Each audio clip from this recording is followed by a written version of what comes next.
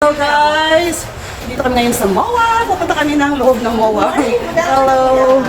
Anong meron dito sa MOA? Yan. So ito nga guys, nandito kami ngayon with my sisters. Ayan. Yan, ano kami dito? Pasyal-pasyal. Diba? O, diba?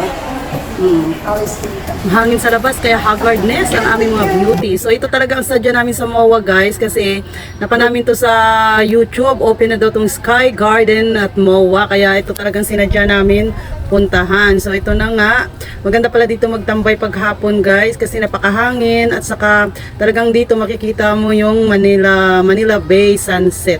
Ayan. Ang dami namamasyal dito guys, kaya kung gusto nyo pumunta, huwag kayong sumabay kapag Sabado or weekend kasi sigurado ang daming tao.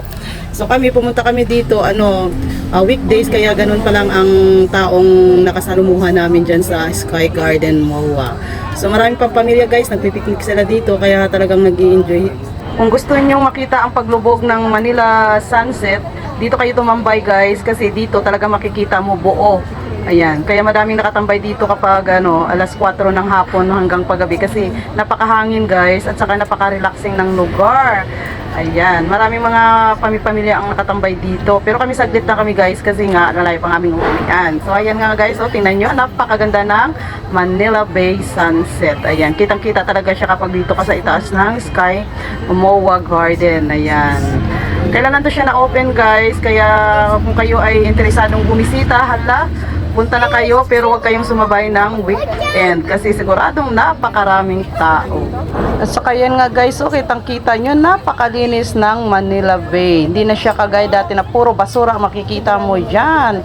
Siyempre dahil napagod ang mga lola nyo, sumakay na kami ng service car ng MOA para makarating kami sa aming sakayan. Ayan. So enjoy lang guys habang may time kayo, pasyal-pasyal ng sa MOA.